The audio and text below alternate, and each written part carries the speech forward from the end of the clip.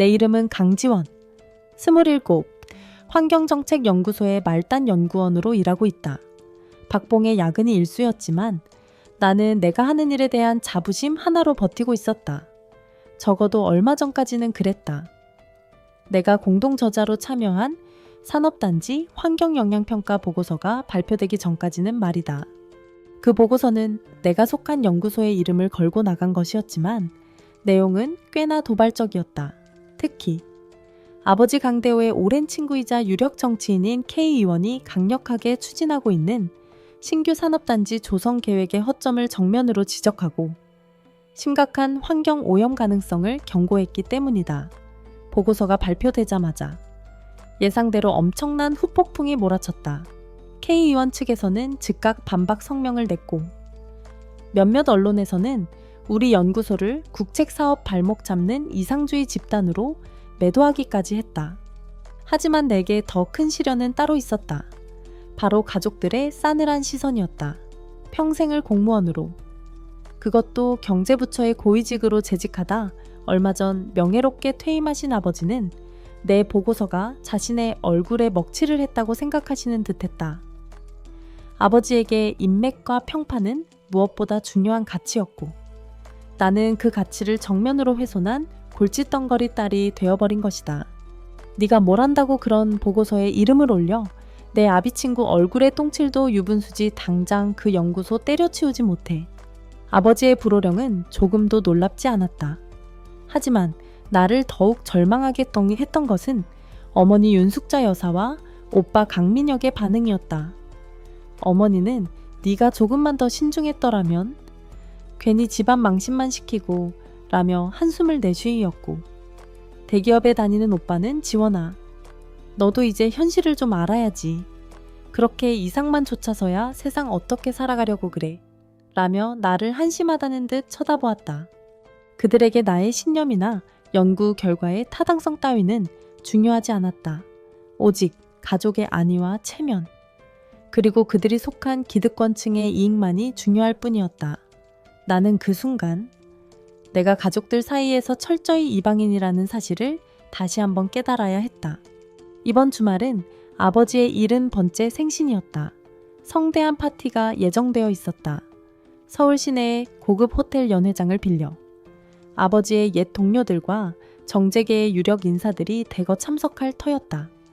나는 그 파티에 참석해야 할지 말아야 할지 며칠 밤낮을 고민했다. 아버지의 생신을 축하드리고 싶은 마음도 있었지만 동시에 그 차가운 시선들 속에서 또다시 상처받고 싶지는 않았다.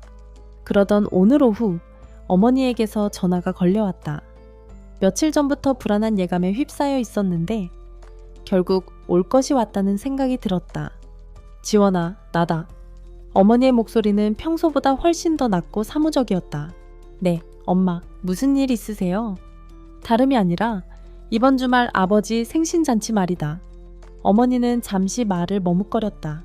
그 짧은 침묵 속에서 나는 앞으로 나에게 닥쳐올 운명을 예감하고 있었다. 우리 모두 상의해서 결정한 건데 이번 잔치에는 네가 오지 않는 게 좋겠다. 벼락 같은 소리였다. 나는 순간 숨이 멎는 듯했다. 예상했던 일이었지만 막상 어머니의 입을 통해 직접 듣게 되니 온몸에 피가 차갑게 식어버리는 느낌이었다. 네, 그게 무슨 말씀이세요? 엄마, 제가 아버지 생신잔치에 오지 말라니요. 그래, 내 아버지도, 내 오빠도, 그리고 몇몇 중요한 손님들도 다 그렇게 생각하신다. 너도 알잖니. 요즘 그 보고서 때문에 집안 분위기가 얼마나 살얼음판인지. 그런데 네가 잔치에 나타나면 괜히 사람들 입방에 오르내리고 아버지 체면만 깎일 게 뻔하다. 어머니의 말은 한치의 망설임도 없었다. 마치 아주 오랫동안 준비해온 대사를 읊는 것처럼 냉정하고 단호했다. 엄마, 어떻게 저한테 그런 말씀을 하실 수가 있어요? 제가 아빠 딸이잖아요. 그런데 어떻게 아빠 생신잔치에 오지 말라고 하실 수가 있냐고요? 나는 울컥하며 소리쳤지만 어머니의 목소리는 조금도 흔들리지 않았다. 그래서 하는 말이다. 네가 아버지 딸이니까. 아버지 앞날을 생각해서라도 이번에는 네가 좀 참아줘야 하지 않겠니? 모처럼 즐거워야 할 잔치 분위기를 너 때문에 망칠 수는 없잖니. 내 그 잘난 보고서 때문에 이미 충분히 시끄러운데 더 이상 아버지 속상하게 해드리고 싶지 않다. 잘난 보고서라니. 나는 기가 막혀 헛웃음이 나왔다. 어머니에게 나의 신념과 노력은 그저 아버지 속상하게 만드는 일 정도로밖에 여겨지지 않는 것이었다. 그럼 아버지도 제가 잔치에 안 왔으면 좋겠다고 그렇게 생각하신다는 말씀이세요? 나는 떨리는 목소리로 물었다. 차라리 아버지만큼은. 아무리 내게 실망했더라도 이런 식의 결정에는 반대해주기를 바라는 마지막 희망이었다. 하지만 어머니의 대답은 그 마지막 희망마저 짓밟아버렸다. 네, 아버지는 아무 말씀 없으셨다. 하지만 그 침묵이 뭘 의미하는지 너도 잘 알잖니. 그러니 너도 너무 속상해하지 말고 이번 일은 그냥 조용히 넘어가자꾸나. 속상해하지 말라고 조용히 넘어가라고. 나는 더 이상 참을 수가 없었다.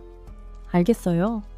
엄마, 그렇게까지 말씀하시는데 제가 어떻게 하겠어요? 아버지 생신잔치 안 갈게요. 아니, 못 가는 거죠. 우리 가족 모두가 저를 원하지 않으시는데. 내 목소리는 나도 모르게 차갑고 건조하게 흘러나왔다. 더 이상 울고불고 매달리고 싶지도 않았다. 그럴 가치조차 없는 사람들이라는 생각이 들었다. 그래, 네가 이해해줘서 고맙다. 나중에 따로 보자꾸나. 어머니는 마치 큰 짐이라도 내려놓은 것처럼 안도하는 목소리로 말하고는 전화를 끊었다. 나는 한동안 멍하니 휴대폰 화면만 바라보았다. 화면에는 엄마라는 두 글자가 선명하게 떠 있었다. 하지만 그 글자가 오늘따라 유난히 낯설고 차갑게 느껴졌다. 수화기를 내려놓자마자 참았던 눈물이 폭포처럼 쏟아져 내렸다. 나는 책상에 엎드려 한참 동안 서럽게 울었다. 가슴이 너무나 아팠다. 마치 예리한 칼날이 심장을 도려내는 듯한 고통이었다. 가족. 나에게 가족은 무엇이었을까?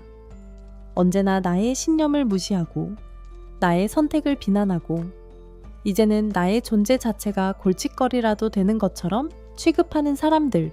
그런 그들을 나는 왜 그토록 사랑하고 인정받고 싶어 했던 걸까?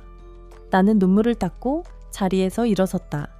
그리고 창가로 다가가 잿빛 하늘을 하염없이 바라보았다. 오늘은 유난히 더 춥고 긴 겨울밤이 될 것 같았다. 하지만 나는 더 이상 이 절망 속에 주저앉아 있지 않을 작정이었다. 그들이 나를 원하지 않는다면, 나 역시 그들을 원하지 않으면 그만이었다. 그들이 나 없이도 완벽한 행복을 누릴 수 있다고 믿는다면, 나 역시 그들 없이도 얼마든지 내 가치를 증명하며 살아갈 수 있다는 것을 보여줄 것이다. 나는 책상 위에 놓여있던 아버지께 드리려고 준비했던 작은 선물, 상자를 집어들었다. 그리고 망설임 없이 서랍 깊숙한 곳에 넣어버렸다. 이제 더 이상 나에게 그 선물은 아무런 의미도 없었다. 마찬가지로 이번 주말 아버지의 생신잔치 역시 나에게는 아무런 의미도 없는 그저 남의 잔치일 뿐이었다. 차가운 결심이 내 마음속 깊은 곳에서부터 차오르고 있었다. 그래, 나는 그들의 뜻대로 해줄 것이다. 나는 그들의 완벽한 생신잔치에서 완벽하게 사라져 줄 것이다. 하지만 그것이 끝이 아니었다. 나는 나만의 방식으로 그들에게 나의 존재를 똑똑히 각인시켜줄 참이었다. 그들이 나를 버린 것을 평생 후회하게 만들어줄 그런 방식으로 말이다. 무정한 거절은 그렇게 내게 새로운 다짐을 안겨주고 있었다. 아주 차갑고도 단단한 그런 다짐을. 어머니와의 전화통화가 남긴 상처는 생각보다 깊었다. 마치 예리한 유리 조각이 심장에 박힌 것처럼. 숨을 쉴 때마다 따끔거리는 통증이 느껴졌다. 우리 모두 상의해서 결정한 거다. 그 말이 독처럼 온몸으로 퍼져나가는 듯했다. 가족이라는 이름 아래 나는 그렇게 철저히 배제되고 거부당한 존재였다.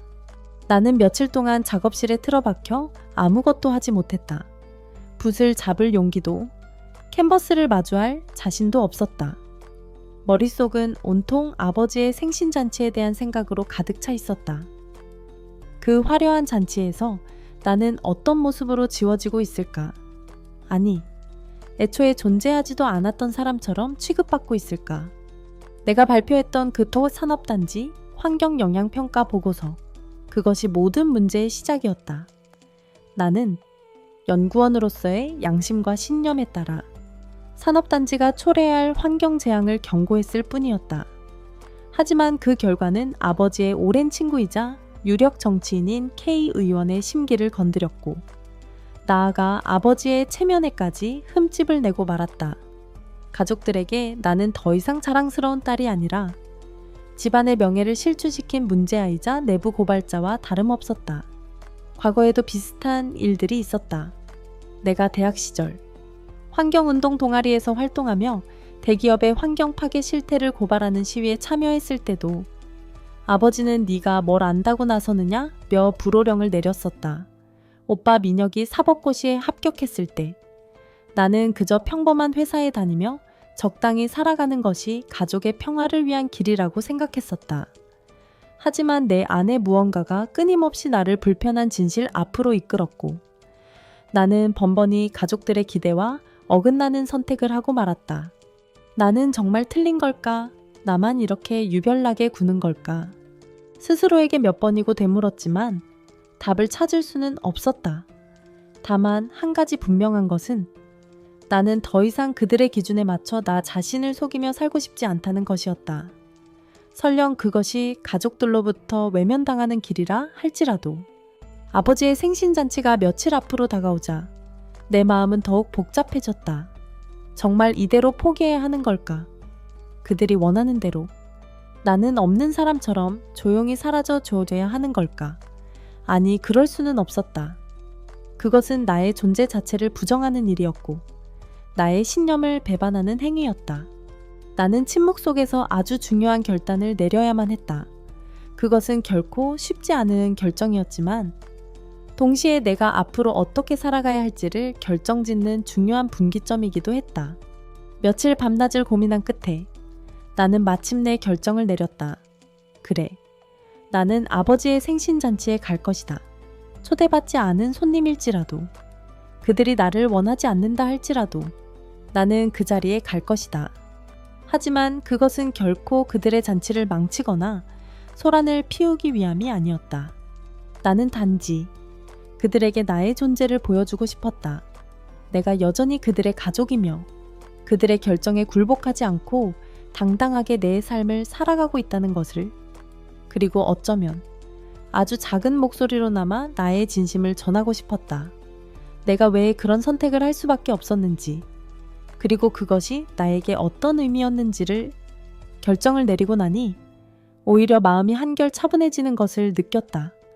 두려움이나 불안감 대신 어떤 비장한 각오 같은 것이 가슴속에서부터 차올랐다. 나는 옷장 깊숙한 곳에서 가장 단정하고 깔끔한 검은색 원피스를 꺼냈다. 화려하지는 않지만 나의 진심을 담기에 부족함이 없는 옷이었다. 그리고 아버지께 드릴 선물도 다시 한번 생각해 보았다. 서랍 깊숙이 넣어두었던 그 값비싼 만년필 대신 나는 다른 것을 준비하기로 했다.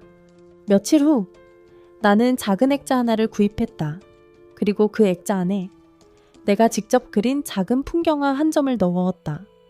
그것은 아버지가 어릴 적 내게 처음으로 붓을 쥐어주며 함께 그렸던 우리 가족의 추억이 담긴 고향집 앞마당의 풍경이었다. 그림 실력은 여전히 서툴렀지만 그 안에는 아버지에 대한 나의 진심 어린 사랑과 존경, 그리고 아주 작은 화해의 바람이 담겨 있었다. 아버지의 생신잔치 전날 밤 나는 어머니에게 짧은 문자 메시지를 보냈다. 연마, 저 내일 아버지 생신잔치에 갈 거예요.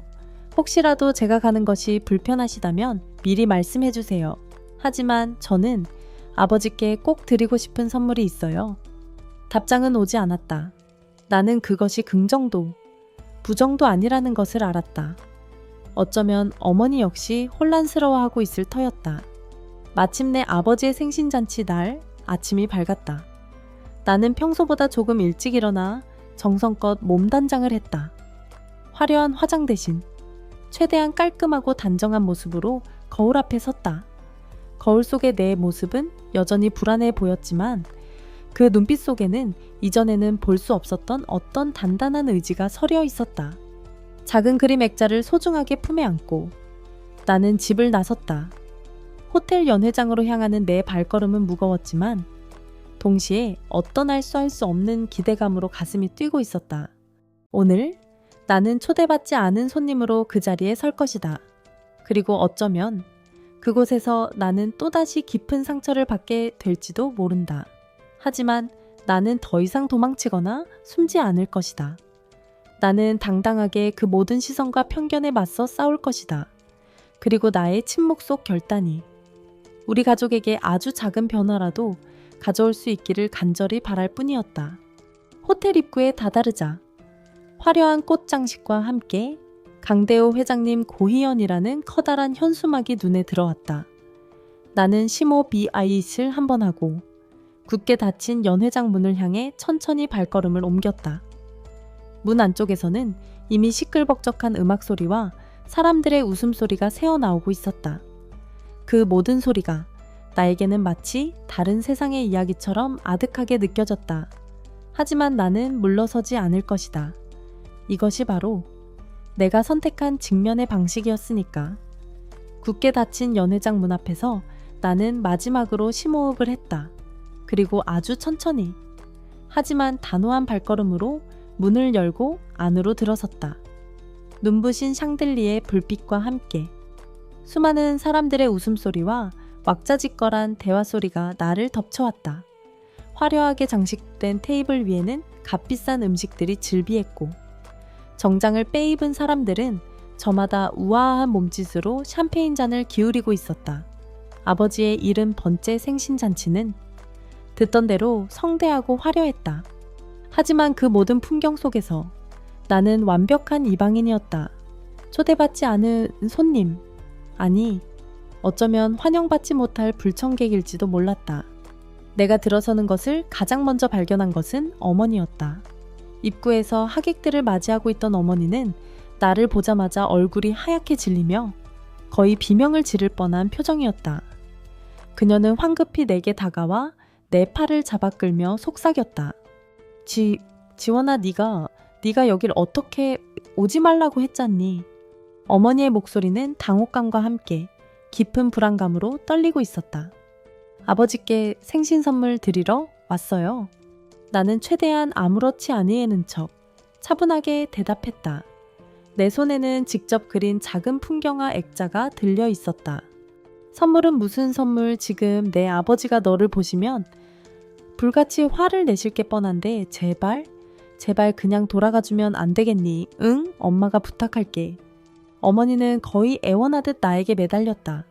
하지만 나는 그런 어머니의 손을 조용히 뿌리치며 말했다. 죄송해요. 엄마?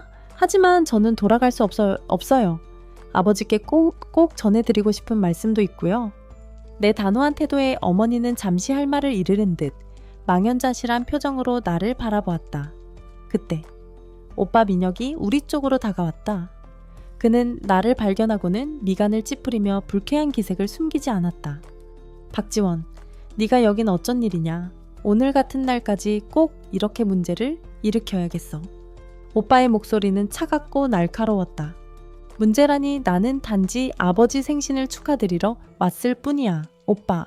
축하 내 그 잘난 보고서 때문에 아버지 얼굴에 먹칠을 해놓고 이제 와서 축하를 하겠다고? 너 정말 제정신이니? 오빠의 비아냥거림에 나는 입술을 깨물었다. 하지만 싸우고 싶지는 않았다. 오늘 나의 목표는 그들과의 싸움이 아니었으니까. 나는 오빠랑 말다툼하러 온 거 아니야. 비켜줘. 아버지께 가봐야 하니까. 나는 오빠를 지나쳐 연회장 안쪽으로 발걸음을 옮겼다. 어머니와 오빠는 그런 나를 어쩔 줄 몰라 하며 뒤따라왔지만 나는 아랑곳하지 않았다. 연회장 중앙에는 아버지께서 여러 하객들에게 둘러싸여 담소를 나누고 계셨다. 그의 얼굴에는 만족스러운 미소가 가득했고 목소리에는 자신감이 넘쳤다. 평생을 권력과 명예의 중심에서 살아온 사람, 특유의 여유와 위엄이 느껴졌다. 내가 다가가는 것을 발견한 아버지는 순간 표정이 굳어지는 듯 했지만 이내 아무렇지 않은 척 다시 주변 사람들과 대화를 이어갔다. 나를 철저히 무시하겠다는 뜻이었다. 나는 아버지 바로 앞까지 다가가 멈춰 섰다. 그리고 최대한 공손하지만 분명한 목소리로 말했다. 아버지, 생신 진심으로 축하드립니다. 내 목소리의 주변의 모든 시선이 일제히 내게로 향했다. 아버지 역시 더 이상 나를 무시할 수 없다는 것을 깨달은 듯 마지못해 고개를 돌려 나를 바라보았다. 그의 눈빛은 싸늘했다. 마치 아주 귀찮고 불쾌한 무언가를 바라보는 듯한 그런 눈빛이었다. 네가 여긴 어쩐 일이냐? 아버지의 목소리는 낮고 차갑게 가라앉아 있었다. 그 안에는 숨길 수 없는 분노와 함께 감히 네가 이 자리에 나타나 라는 듯한 경멸감마저 담겨 있었다. 아버지 생신 선물이랑 축하 말씀드리러 왔어요. 나는 애써 아무렇지 않은 척 준비한 그림 액자를 아버지께 내밀었다. 하지만 아버지는 그 선물을 받아들기는커녕 싸늘한 눈빛으로 나를 쏘아보며 말했다. 선물 나는 너 같은 딸한테 받을 선물 따위 없다. 그리고 네 축하도 필요 없어. 당장 여기서 사라지지 못할까. 아버지의 단호한 거절은 마치 날카로운 채찍이 되어 내 마음을 후려치는 듯했다. 주변 하객들은 숨을 죽인 채 우리 부녀의 모습을 지켜보고 있었고 몇몇은 안타까운 표정으로 또 다른 몇몇은 흥미롭다는 듯한 표정으로 수군거리고 있었다. 나는 그 모든 시선 속에서 깊은 수치심과 함께 참을 수 없는 분노를 느꼈다. 하지만 나는 물러서지 않았다. 아버지, 저는 오늘 아버지와 싸우러 온 게 아니에요. 단지 제 진심을 전하고 싶었을 뿐이에요. 이 그림은 시끄럽다. 아버지가 버럭 소리를 질렀다. 그의 얼굴은 분노로 붉게 달아올라 있었다. 내까짓게 뭘 한다고 진심을 운운에 너는 내게. 그리고 이 집안 전체에 수치를 안겨준 불효막심한 딸일 뿐이야. 당장 내 눈앞에서 꺼져. 아버지의 폭언은 계속되었다. 나는 더 이상 아무런 말도 할 수 없었다. 그저 온몸이 차갑게 식어가는 것을 느끼며 그 자리에 못 박힌 듯 서 있을 뿐이었다. 그때 누군가 내 어깨를 가볍게 두드렸다. 돌아보니 아버지의 오랜 친구분이자 존경받는 원로 정치인이신 김영수 의원님이 걱정스러운 눈빛으로 나를 바라보고 있었다. 그는 내가 어릴 적부터 나를 예뻐해 주셨던 분이었다. 지원아, 이게 다 무슨 일이냐? 자네 아버지가 왜 저러시는 게야? 나는 김 의원님의 따뜻한 목소리에 그만 참았던 눈물이 터져 나올 뻔했다. 하지만 나는 애써 눈물을 삼키며 힘겹게 미소를 지어 보였다. 괜찮습니다. 의원님, 잠시 오해가 있었던 것 뿐이에요. 김 의원님은 그런 나를 안타까운 눈빛으로 바라보더니 이내 아버지에게 다가가 무어라 말을 건넸다. 두 사람 사이에 어떤 대화가 오고 갔는지는 알 수 없었지만 잠시 후 아버지의 표정이 조금은 누그러지는 듯했다. 하지만 그것도 잠시. 아버지는 여전히 나를 향해 싸늘한 눈빛을 보내며 말했다. 오늘은 내 생일이다. 더 이상 이 좋은 날 분위기를 망치고 싶지 않으니 너는 저쪽 구석에 가서 쥐 죽은 듯이 앉아있도록 해라. 그리고 잔치가 끝날 때까지 그 어떤 말도 행동도 하지 마. 알겠느냐? 그것은 명령이었고 동시에 마지막 경고였다. 나는 아무런 대답도 하지 않았다. 대신 조용히 고개를 돌려 연회장 가장 구석진 자리로 향했다. 마치 죄인이라도 된 것처럼 테이블에 홀로 앉아 나는 하염없이 샴페인 잔만 만지작거렸다.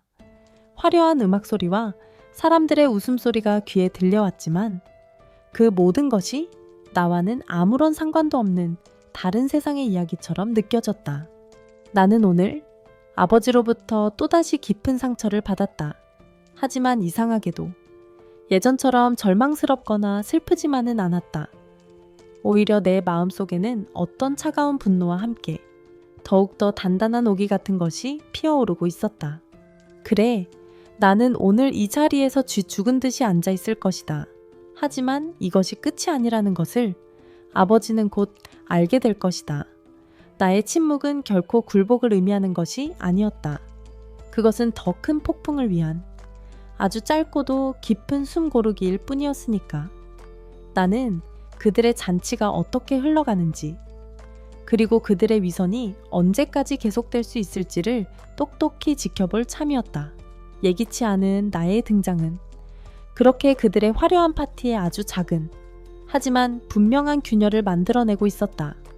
연회장 가장 구석진 테이블에 홀로 앉아있는 내 모습은 화려하고 소란스러운 파티 분위기와는 완벽하게 대조를 이루었다. 나는 그 어떤 음식에도 손을 대지 않았고 그 누구와도 눈을 마주치지 않았다. 마치 투명인간이라도 된 것처럼 나는 그저 존재하지 않는 사람처럼 그 자리를 지키고 있었다. 하지만 내 귀는 연회장에서 오가는 모든 대화와 웃음소리를 놓치지 않고 빨아들이고 있었고 내 눈은 아버지의 일거수일투족을 좇고 있었다. 파티는 예정대로 화기애애하게 진행되는 듯했다. 아버지의 오랜 친구들과 후배들이 차례로 단상에 올라 아버지의 빛나는 업적과 훌륭한 인품을 칭송하는 축사를 했고 그때마다 하객들은 열렬한 박수를 보냈다. 아버지는 만족스러운 미소를 지으며 그 모든 찬사를 기꺼이 받아들이고 있었다. 마치 조금 전 자신의 딸에게 그토록 모진 말을 퍼부었던 사실 따위는 까맣게 잊어버린 사람처럼 나는 그런 아버지의 모습을 보며 마음속 깊은 곳에서부터 차가운 분노가 다시 한번 치밀어 오르는 것을 느꼈다. 저 위선적인 미소 뒤에 가려진 아버지의 진짜 모습은 과연 무엇일까? 자신의 명예와 체면을 위해서라면 자식의 가슴에 대못을 박는 것도 서슴지 않는 그런 냉혹한 사람일까? 잠시 후 아버지의 퇴임사를 겸한 감사 인사가 시작되었다. 아버지는 다시 한번 단상 위에 올라 특유의 카리스마 넘치는 목소리로 좌중을 압도했다. 그는 자신의 공직 생활을 회고하며 수많은 어려움과 역경을 이겨내고 오늘날의 성공을 이루기까지의 과정을 감동적으로 그려냈다. 그리고 그 성공의 비결이 바로 정직과 성실, 그리고 국민을 위한 헌신이었다고 힘주어 말했다. 나는 아버지의 그 뻔뻔한 연설을 들으며 실소를 금할 수 없었다. 정직과 성실, 국민을 위한 헌신. 그렇다면 자신이 추진했던 산업단지가 초래할 환경 재앙에 대해서는 왜 침묵하고 있는 것일까? 자신의 정치적 입지를 위해, 그리고 오랜 친구와의 의리를 위해 진실을 외면하고 있는 것은 과연 누구란 말인가? 아버지의 연설이 절정으로 치닫고 있을 때 나는 품 안에 소중하게 간직하고 있던 작은 그림 액자를 꺼내 테이블 위에 올려놓았다. 그것은 내가 아버지께 드리려 했던 생신 선물, 우리 가족의 추억이 담긴 고향집 앞마당의 풍경화였다. 비록 아버지는 이 선물을 거절했지만 나는 이 그림에 담긴 나의 진심만큼은 전달하고 싶었다.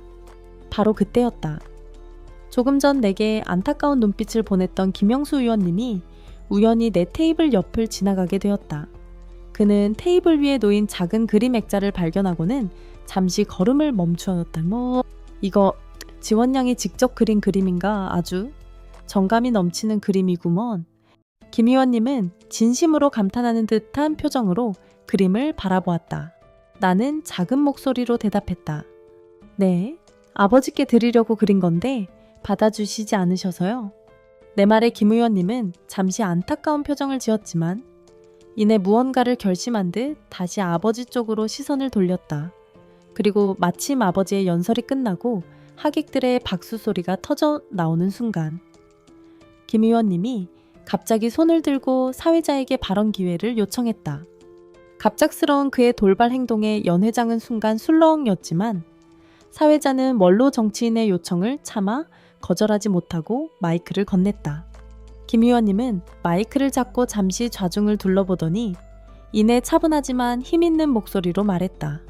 오늘 강대호 회장님의 영예로운 고희연에 참석하게 되어 매우 기쁩니다. 강 회장님께서 평생을 국가와 사회를 위해 헌신해 대오신 그 노고에 깊은 존경과 감사의 말씀을 전합니다. 여기까지는 평범한 축사였다. 하지만 이어지는 그의 말은 연 회장 분위기를 순식간에 바꿔놓았다. 방금 강 회장님께서 정직과 성실, 그리고 국민을 위한 헌신을 말씀하셨습니다. 참으로 옳은 말씀입니다. 하지만 저는 오늘 그 모든 훌륭한 가치들보다 더 중요한 것이 어쩌면 진심과 가족애가 아닐까 하는 생각을 해보았습니다. 김 의원님은 잠시 말을 멈추고 나를 한번 쳐다보았다. 그리고 다시 말을 이어갔다. 조금 전 저는 지원 양이 아버지께 드리기 위해 직접 그린 아주 아름다운 그림 한 점을 보았습니다. 그 그림에는 화려한 기교나 값비싼 재료는 없었지만 아버지를 향한 딸의 진심 어린 사랑과 존경이 고스란히 담겨 있었습니다. 저는 그 그림을 보면서 어쩌면 우리가 살아가면서 놓치고 있는 가장 소중한 가치가 바로 저런 것이 아닐까 하는 생각을 했습니다. 그의 말은 마치 잔잔한 호수 위에 던져진 돌멩이처럼 연회장 안에 파문을 일으켰다. 하객들은 수군거리기 시작했고 아버지의 얼굴은 당혹감으로 일그러졌다. 그는 김 의원님의 갑작스러운 발언에 어떻게 대처해야 할지 몰라 안절부절 못하는 듯했다. 김 의원님은 그런 아버지의 모습은 아랑곳하지 않고 말을 계속했다. 강 회장님, 물론 공직자로서의 성공과 명예도 중요합니다. 하지만 그보다 더 중요한 것은 가족의 행복과 사랑이 아닐까 싶습니다. 아무리 높은 자리에 오르고 많은 것을 이룬다 한들 가족에게 상처를 주고 그들의 진심을 외면한다면 무슨 소용이 있겠습니까? 그의 말은 부드러웠지만 그 안에는 날카로운 가시가 숨겨져 있었다. 그것은 아버지를 향한 직접적인 비판이자 동시에 나를 향한 따뜻한 위로이기도 했다. 저는 오늘 지원 양의 그 작은 그림 속에서 우리가 잊고 살았던 아주 큰 진실 하나를 발견했습니다.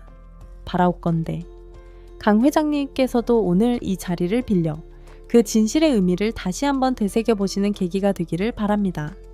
김 의원님의 말이 끝나자 연 회장에는 아주 긴 침묵이 흘렀다. 그 어떤 박수 소리도 그 어떤 웅성거림도 들리지 않았다. 오직 무거운 침묵만이 우리 모두를 짓누르고 있었다. 아버지는 아무 말도 하지 못하고 그저 굳은 표정으로 김 의원님을 바라보고 있을 뿐이었다. 그의 얼굴에는 분노와 수치심, 그리고 아주 약간의 혼란스러움 같은 것이 뒤섞여 있었다. 어쩌면 그는 태어나서 처음으로 자신의 세계가 송두리째 흔들리는 듯한 경험을 하고 있는지도 몰랐다. 나는 그런 아버지를 보며 아주 작은 통쾌함을 느꼈지만 동시에 알 수 없는 슬픔에 휩싸였다. 이것이 과연 내가 원했던 결과일까? 아버지의 몰락을 통해 나의 정당성을 입증하는 것, 그것이 진정으로 내가 바랐던 것일까? 하지만 한 가지 분명한 것은 오늘 이 순간 이후로 우리 가족 관계는 이전과는 완전히 다른 국면을 맞이하게 될 것이라는 사실이었다. 나의 침묵 속 직면은 그렇게 예기치 않은 조력자의 도움을 받아 아버지의 화려했던 생일잔치에 아주 큰 파문을 일으키고 있었다. 그리고 그 파문의 끝에 무엇이 기다리고 있을지는 아직 아무도 알 수 없었다. 다만 진실의 순간은 그렇게 아주 조용하지만 강렬하게 우리 모두에게 다가오고 있었다. 김영수 의원님의 발언이 끝나자 연 회장안은 그야말로 찬물을 끼얹은 듯 싸늘하게 식어버렸다. 조금 전까지 아버지를 향해 쏟아지던 뜨거운 박수와 환호는 온데간데 없었고 그 자리에는 어색하고 불편한 침묵만이 감돌았다. 사람들은 서로 눈치를 보며 수군거렸고 몇몇은 당혹스러운 표정으로 나와 아버지를 번갈아 쳐다보았다. 아버지의 화려했던 고이연은 이제 그 누구도 예상치 못했던 방향으로 흘러가고 있었다. 가장 큰 충격을 받은 것은 물론 아버지였다. 그는 마치 무대 위에서 발가벗겨진 배우처럼 수많은 시선 앞에서 어쩔 줄 몰라 하며 서 있었다. 그의 얼굴은 분노와 수치심, 그리고 당혹감으로 붉게 달아올랐다가 하얗게 질리기를 반복했다. 평생을 자신의 통제에 세상을 움직여왔다고 믿었던 아버지에게 존경하는 원로 정치인의 공개적인 일침은 감당하기 어려운 모욕이었을 것이다. 어머니와 오빠 민영 역시 사색이 된 얼굴로 굳어 있었다. 어머니는 금방이라도 쓰러질 것처럼 위태롭게 몸을 떨었고 오빠는 그런 어머니를 부축하며 나를 원망스러운 눈빛으로 쏘아보았다. 마치 이 모든 사태의 원흉이 나라는 듯이 나는 그 모든 시선과 혼란 속에서 오히려 이상할 정도로 차분함을 유지하고 있었다. 김 의원님의 발언은 내가 전혀 예상치 못했던 것이었지만 동시에 내 마음속 깊은 곳에 있던 어떤 응어리를 시원하게 풀어주는 듯한 느낌도 들었다. 나는 그저 조용히 내 자리에 앉아 이 상황이 어떻게 흘러갈지를 지켜보고 있었다. 사회자가 애써 분위기를 바꿔보려 했지만 이미 한번 가라앉은 분위기는 쉽게 되돌아오지 않았다. 예정되어 있던 추투카 공연과 이벤트들이 이어졌지만 하객들은 더 이상 예전처럼 즐거워하지 않았다. 그들의 관심은 온통 우리 가족, 특히 아버지와 나에게 쏠려 있는 듯했다. 시간이 흐를수록 연회장 안의 공기는 점점 더 무거워졌다. 몇몇 하객들은 슬금슬금 자리를 뜨기 시작했고 남아있는 사람들 역시 억지로 미소를 지으며 어색한 대화를 이어갈 뿐이었다. 아버지의 고이어는 그렇게 그 누구도 원치 않았던 방향으로 흘러가고 있었다. 나는 더 이상 그 자리에 머무를 이유가 없다고 생각했다. 내가 하려 했던 침묵 속의 직면은 김 의원님의 예기치 않으신 도움으로 이미 충분히 이루어졌다고 느꼈기 때문이다. 나는 조용히 자리에서 일어나 연회장 출구로 향했다. 내가 움직이자 몇몇 사람들의 시선이 내게로 향했지만 나는 아랑곳하지 않았다. 어머니와 오빠가 나를 발견하고는 다급하게 다가오려 했지만 나는 그들에게 가볍게 눈인사를 건네고는 그대로 발걸음을 옮겼다. 더 이상 그들과 얽히고 싶지 않았다. 연회장을 빠져나오자 바깥의 차가운 밤 공기가 오히려 시원하게 느껴졌다. 나는 깊은 숨을 한번 내쉬고 호텔 로비를 가로질러 밖으로 향했다.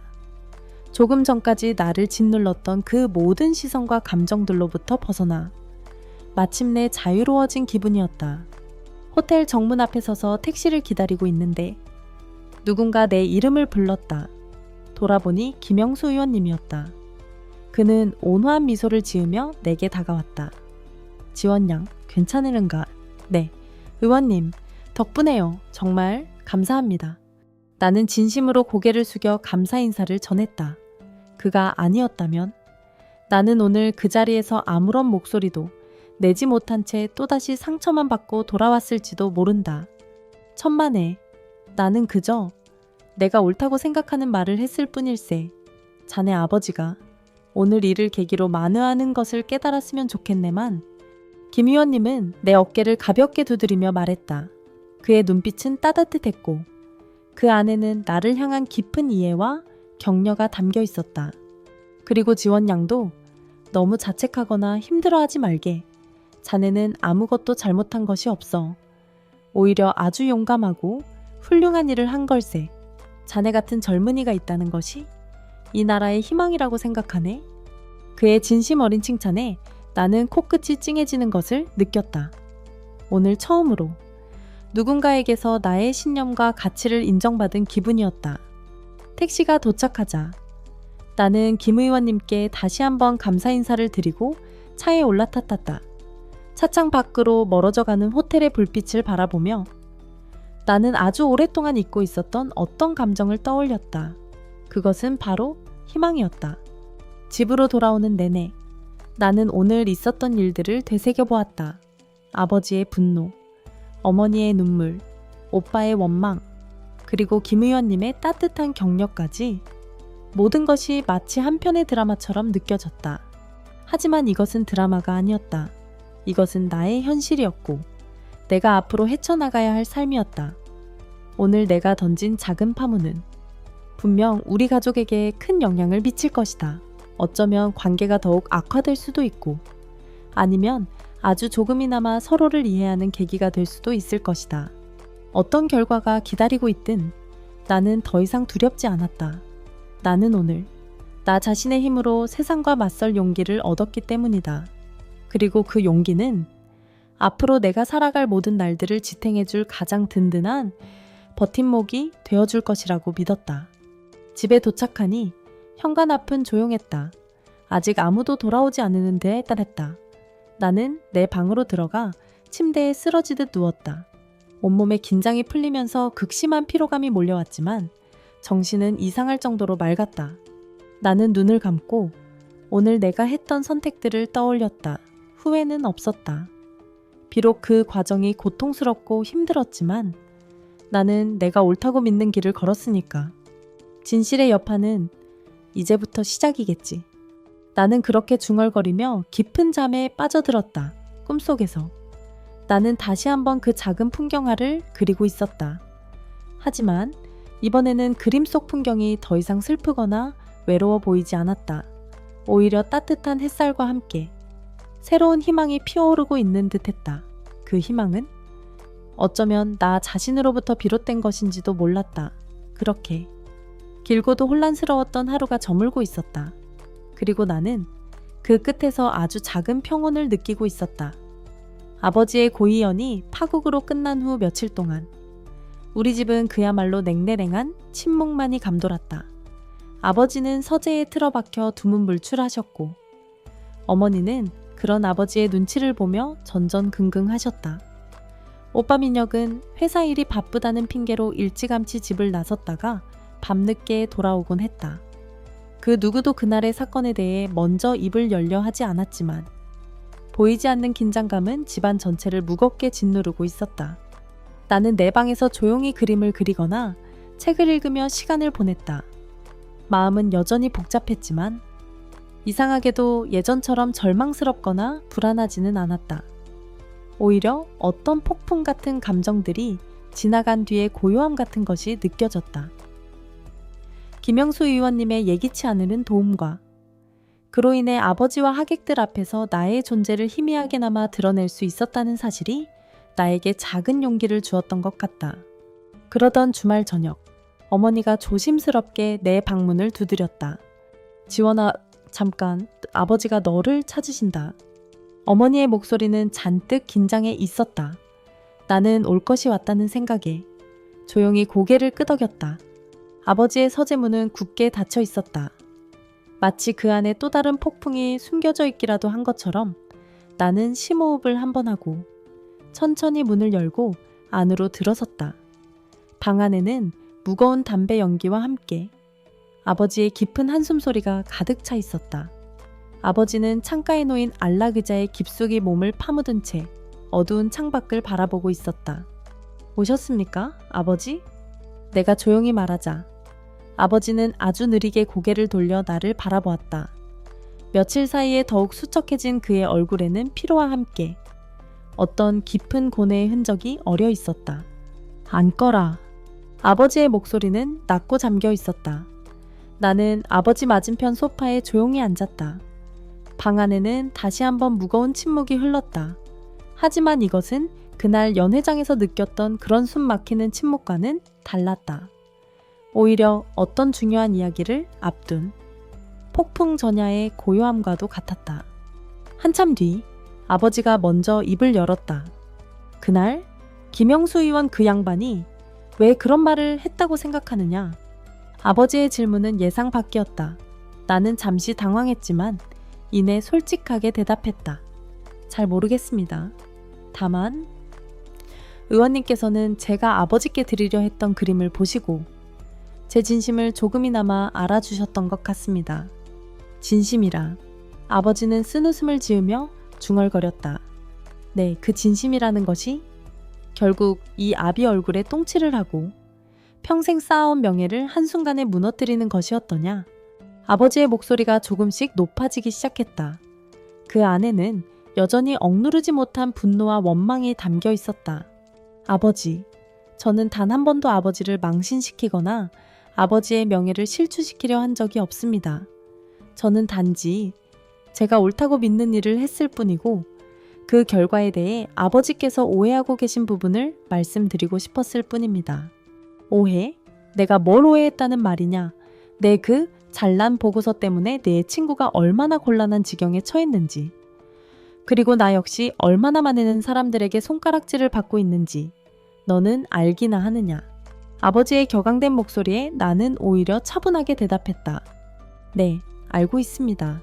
하지만 아버지, 그 보고서는 결코 제 개인적인 감정이나 사적인 원한으로 작성된 것이 아닙니다. 그것은 수많은 데이터와 연구 결과를 바탕으로 작성된 객관적인 사실에 근거한 경고였습니다.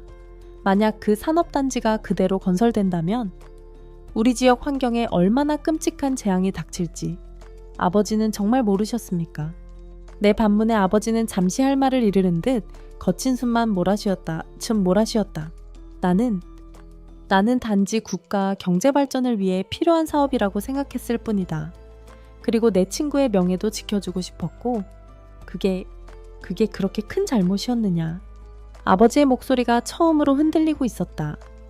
그 안에는 변명과 함께 아주 약간의 자기 합리화 같은 것이 느껴졌다. 아버지, 경제 발전도 중요하고 친구분과의 의리도 중요하겠죠. 하지만 그보다 더 중요한 것은 우리가 살아가는 이 땅의 환경과 미래 세대들의 삶이 아닐까요? 그리고 때로는 아무리 가까운 친구라 할지라도 그릇된 일에 대해서는 단호하게 아니오라고 말할 수 있는 용기가 필요하다고 생각합니다. 그것이 바로 아버지가 저에게 평생 가르쳐 주셨던 정직과 양심 아니었습니까? 내 말에 아버지는 더 이상 아무런 대답도 하지 못했다. 그는 마치 아주 오랫동안 잊고 있었던 무언가를 떠올리려는 듯 깊은 생각에 잠긴 표정이었다. 방 안에는 다시 한번 무거운 침묵이 흘렀다. 하지만 이번에는 그 침묵이 이전처럼 불편하거나 고통스럽지만은 않았다. 오히려 그 안에는 어떤 진지한 성찰과 함께 아주 작은 이해의 가능성 같은 것이 엿보이는 듯했다. 한참 뒤 아버지가 아주 작은 목소리로 말했다. 내가 너무 오랫동안 한쪽 눈을 감고 살아왔던 것 같구나. 그의 목소리에는 깊은 자괴감과 함께 어떤 깨달음 같은 것이 묻어 나왔다. 나는 평생을 성공과 명예만을 쫓아 달려왔다. 그리고 그것만이 옳은 길이라고 믿었지. 하지만 네 말을 듣고 보니 어쩌면 내가 틀렸을지도 모른다는 생각이 드는구나. 세상에는 내가 미처 알지 못했던 또 다른 가치들이 있었음을 이제야 어렴풋이 알 것 같다. 아버지의 그 한마디에 나는 그동안 나를 짓눌러왔던 모든 서름과 분노가 한순간에 녹아내리는 것을 느꼈다. 완벽한 사과도 극적인 화해도 아니었지만 그것은 분명 아버지의 진심이었다. 그리고 나에게는 그것만으로도 충분했다. 고맙습니다, 아버지. 그렇게 말씀해 주셔서? 나는 떨리는 목소리로 대답했다. 눈물이 다시 뺨을 타고 흘러내렸지만 이번에는 슬픔 때문이 아니었다. 그것은 아주 오랜 시간 동안 기다려왔던 이해와 소통에 대한 감격의 눈물이었다.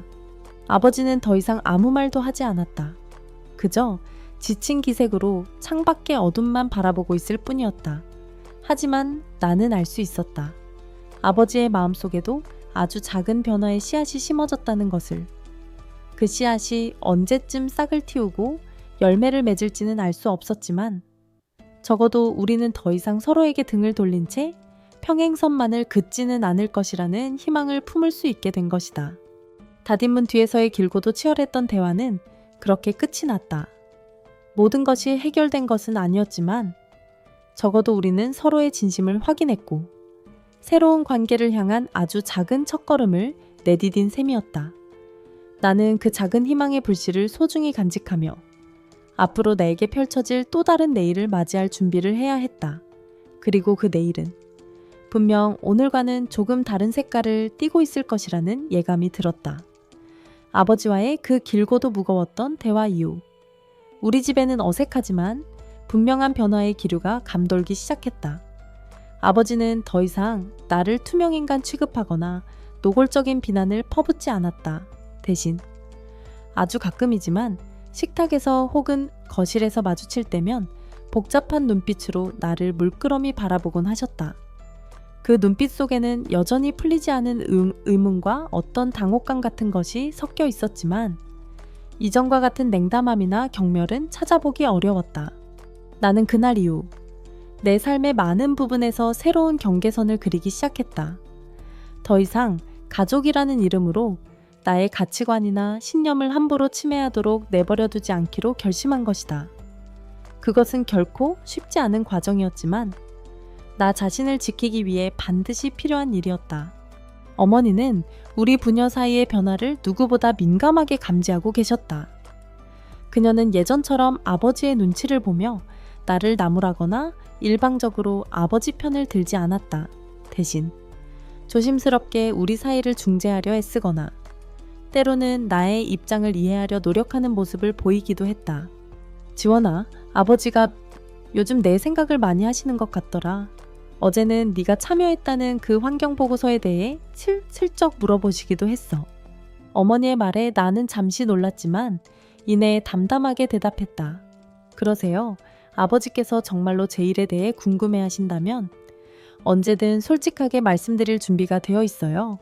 하지만 더 이상 아버지의 기준으로 제 삶을 평가하려 하시거나 제 신념을 꺾으려 하신다면 저는 받아들이기 어려울 것 같아요. 나의 단호한 태도에 어머니는 잠시 할 말을 잃은 듯 했지만 이내 고개를 끄덕였다. 그래, 내 말이 맞다. 이제는 우리도 변해야겠지. 오빠 민영 역시 이전과는 다른 태도를 보이기 시작했다. 그는 더 이상 나를 집안의 골칫덩거리나 철없는 이상주의자로 취급하지 않았다. 오히려 가끔 나에게 먼저 다가와 환경 문제나 사회적 이슈에 대한 나의 의견을 묻기도 했고, 내가 하는 일에 대해 진지한 관심을 보이기도 했다. 지원아, 네가 그때 그 보고서 발표했을 때 솔직히 나는 네가 너무 극단적이라고 생각했었다. 하지만 요즘 뉴스를 보면 내 말이 틀리지 않았다는 생각이 들어. 어쩌면 내가 너무 현실에 안주하며 살았던 건지도 모르겠다. 오빠의 솔직한 고백은 나에게 큰 위로가 되었다. 비록 모든 가족 구성원이 나를 완벽하게 이해하고 지지해주는 것은 아니었지만 적어도 우리는 서로의 다름을 인정하고 소통하려는 노력을 시작한 것이다. 하지만 가장 큰 변화는 나 자신에게서 일어났다. 나는 더 이상 가족들의 인정이나 평가에 목매지 않았다. 내 삶의 가치는 나 스스로 만들어 나가는 것이라는 확신을 갖게 되었고, 내 신념에 따라 당당하게 살아갈 용기를 얻었다. 나는 여전히 환경정책연구소에서 일했고, 내가 옳다고 믿는 일들을 묵묵히 해나갔다. 때로는 외부의 압력이나 내부의 반대에 부딪혀 힘든 순간도 있었지만, 그럴 때마다 나는 아버지의 생신잔치날, 김영수 의원님께서 해주셨던 격려의 말을 떠올리며 다시 한번 힘을 내곤 했다. 몇 달 후 내가 참여했던 그 산업단지 환경영향평가 보고서는 예상치 못한 결과를 가져왔다. 처음에는 거센 반발에 부딪혔지만 환경단체와 시민사회의 지지가 이어지면서 사회적인 공론화가 이루어졌고, 결국 정부는 해당 산업단지 건설 계획을 전면 재검토하기로 결정한 것이다. 그것은 내게, 그리고 우리 연구소 동료들에게는 정말 큰 승리였다. 그 소식이 알려지자 아버지는 내게 아무 말도 하지 않으셨다. 하지만 그날 저녁, 아버지는 아주 오랜만에 내게 먼저 술 한 잔을 청하셨다. 우리는 거실에 마주 앉아 어색하지만 진솔한 대화를 나누었다. 네가 옳았을지도 모르겠다. 아버지는 술잔을 기울이며 혼잣말처럼 중얼거렸다. 그의 목소리에는 여전히 어떤 복잡한 감정들이 뒤섞여 있었지만 그 안에는 분명 나에 대한 아주 작은 인정과 함께 어떤 존중 같은 것이 담겨 있었다. 중요한 것은 네가 네 신념을 지켰다는 것이겠지. 비록 그 과정에서 이 아비에게 큰 실망을 안겨주었을지라도 말이다. 나는 아버지의 말에 아무런 대답도 하지 않았다. 대신 조용히 술잔을 들어 아버지의 잔에 가볍게 부딪혔다. 그것은 어쩌면 우리 부녀 사이에 존재했던 아주 길고도 두꺼웠던 벽이 마침내 허물어지기 시작했음을 알리는 아주 작은 신호였을지도 모른다. 모든 것이 한순간에 변하지는 않았다. 여전히 우리 가족에게는 풀어야 할 숙제들이 많이 남아 있었고 서로에게 맞춰가야 할 부분들도 많았다. 하지만 중요한 것은 우리는 이제 서로에게 솔직해질 용기를 가졌고 서로의 다름을 인정하며 함께 성장해 나갈 준비가 되었다는 사실이었다. 나는 더 이상 과거의 상처에 얽매여 슬퍼하거나 분노하지 않았다. 대신 현재의 작은 변화들에 감사하며 미래를 향해 한 걸음씩 나아가기로 했다. 내가 새롭게 그은 경계선은 단절이나 포기가 아니라 서로를 존중하고 예의해하기 위한 새로운 시작을 의미하는 것이었다. 그리고 나는 그 새로운 시작 위에서 앞으로 우리 가족에게 펼쳐질 또 다른 이야기들을 기대하기로 했다. 비록 그 이야기가 때로는 아프고 힘들지라도 결국에는 서로를 향한 사랑과 믿음으로 가득 채워질 것이라는 희망을 품고서 나의 길 위에서 나는 마침내 나 자신으로 살아갈 용기를 얻은 것이다. 아버지와의 그 어색하지만 의미 있었던 술자리 이후 또다시 몇 번의 계절이 소리 없이 흘러갔다. 그 사이 나는 여전히 환경정책연구소에서 내가 옳다고 믿는 일들을 해나가고 있었고 우리 가족에게는 아주 느리지만 분명한 변화의 바람이 불고 있었다. 마치 긴 겨울 끝에 마침내 찾아온 봄처럼 우리의 관계에도 따스한 햇살이 스며들기 시작한 것이다. 내가 참여했던 고 산업단지 환경영향평가 보고서는 결국 사회적으로 큰 반향을 일으켰고 정부는 해당 사업을 전면 백지화하기로 결정했다. 그 과정에서 나는 수많은 외부의 압력과 위협에 시달리기도 했지만 동료들과 시민단체의 지지 덕분에 끝까지 내 신념을 지켜낼 수 있었다. 그리고 그 결과 나는 올해의 환경인상이라는 과분한 상을 받기도 했다. 시상식 날, 나는 놀랍게도 객석 한쪽에 조용히 앉아 계신 아버지와 어머니를 발견했다.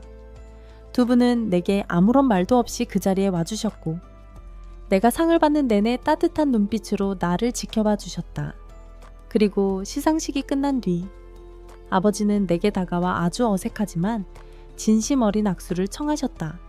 자랑스럽구나, 내 딸. 아버지의 그 한마디에 나는 그동안의 모든 서름과 아픔이 한순간에 녹아내리는 것을 느꼈다. 완벽한 이해나 전폭적인 지지는 아닐지라도 아버지가 마침내 나의 길을, 나의 가치를 인정해주기 시작했다는 사실만으로도 나는 충분히 행복했다. 그날 이후 아버지는 이전과는 확연히 다른 모습을 보여주기 시작했다. 그는 더 이상 과거의 권위적인 모습으로 나를 대하지 않았다. 대신 아주 가끔이지만 내가 하는 일에 대해 진지한 관심을 보이거나 환경 문제에 대한 자신의 생각을 조심스럽게 이야기하기도 하셨다. 퇴임 후 소일거리로 시작했던 작은 컨설팅 회사 운영에도 변화가 생겼다. 아버지는 예전처럼 이익만을 좇는 대신 기업의 사회적 책임이나 환경 문제에 대해 더 많은 고민을 하기 시작하신 듯했다. 어쩌면 나의 그 잘난 보고서가 아버지의 삶에도 작은 파문을 일으킨 것인지도 몰랐다. 어머니는 이제 나의 가장 든든한 지원군이 되어주셨다. 어머니는 주변 사람들에게 나의 활동을 자랑스럽게 이야기하셨고 내가 참여하는 환경운동 행사에도 종종 함께 참여하며 힘을 보태주셨다. 어머니의 그 따뜻한 지지와 격려는 내가 지치고 힘들 때마다 다시 일어설 수 있는 큰 용기를 주었다. 오빠 민영 역시 마찬가지였다. 그는 더 이상 나를 철없는 이상주의자로 취급하지 않았다. 오히려 나의 전문성을 인정하고 존중해 주었고 때로는 자신의 법률 지식을 활용해 내가 하는 일에 실질적인 도움을 주기도 했다. 우리는 서로의 삶을 응원하고 지지하는 세상에서 가장 든든한 남매가 된 것이다. 몇 년 후 나는 연구소 동료들과 함께 새로운 환경단체를 설립했다. 더 이상 거대 자본이나 정치적 이해관계에 휘둘리지 않고 오직 환경 정의만을 위해 목소리를 낼 수 있는 그런 독립적인 단체였다. 그 과정은 결코 쉽지 않았지만 나는 내가 가야 할 길이 바로 이곳이라는 것을 의심치 않았다. 어느 화창한 봄날, 우리 단체가 주최한 작은 환경축제에 가족들이 모두 찾아왔다. 아버지는 예전에 근엄했던 모습 대신 편안한 옷차림으로 아이들에게 환경 그림책을 읽어주고 계셨고 어머니와 오빠는 자원봉사자들과 함께 음식을 나누며 환하게 웃고 있었다. 그 모습을 보는 순간 나는 가슴속 깊은 곳에서부터 뜨거운 무언가가 차오르는 것을 느꼈다. 이것이 바로 내가 그토록 꿈꿔왔던 가족의 모습이었다. 서로의 다름을 인정하고 존중하며 각자의 자리에서 최선을 다해 살아가고 그리고 그 안에서 함께 행복을 찾아가는 그런 모습. 해가 저물 무렵 축제가 모두 끝나고 나는 아버지와 함께 공원 벤치에 나란히 앉았다. 우리는 한동안 아무 말 없이 아름다운 노을을 바라보았다. 지원아, 아버지가 낮은 목소리로 나를 불렀다. 네, 아버지. 네가 옳았다. 이 아비가 너무 어리석고 편협했었구나. 아버지의 진심 어린 고백에 나는 가만히 아버지의 손을 잡았다. 그 손은 예전처럼 차가웠거나 위압적이지 않았다. 오히려 따뜻하고 부드러웠다. 괜찮아요. 아버지, 중요한 건 우리가 지금 이렇게 함께 있다는 거잖아요. 우리는 서로를 바라보며 희미하게 미소 지었다. 그 미소 속에는 지난 시간 동안 우리가 함께 겪어왔던 모든 아픔과 갈등, 그리고 그것을 이겨내고 마침내 찾아낸 이해와 사랑이 담겨 있었다. 나는 더 이상 과거의 상처에 얽매여 슬퍼하거나 분노하지 않았다. 현재의 평온에 감사하며 앞으로 다가올 미래를 희망으로 채워나갔다. 내 삶의 길 끝에는 이렇게 따뜻하고 아름다운 풍경이 펼쳐져 있다는 것을 이제는 알기 때문이었다. 정직 속에서 찾은 평온, 그것은 결코 쉽게 얻어지는 것이 아니었지만 그래서 더욱 값지고 소중했다. 나는 그 평온을 소중히 간직하며 앞으로도 계속해서 내가 옳다고 믿는 길을 걸어갈 것이다. 그리고 그 길 위에서 나는 또 다른 희망의 씨앗을 뿌리고 더 많은 사람들과 함께 아름다운 세상을 만들어갈 것이다. 밤하늘의 별들이 유난히 반짝이는 밤이었다. 나는 내 방 창가에 앉아 저 멀리 보이는 도시의 불빛들을 바라보았다.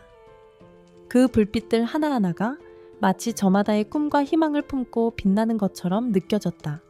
그리고 나 역시 그들처럼 내 안에 작은 빛을 따라 내일 다시 한번 힘차게 날아오를 준비를 하고 있었다. 나의 길 위에서 나는 마침내 진정한 나 자신을 찾은 것이다. 그리고 그보다 더 큰 행복은 없었다.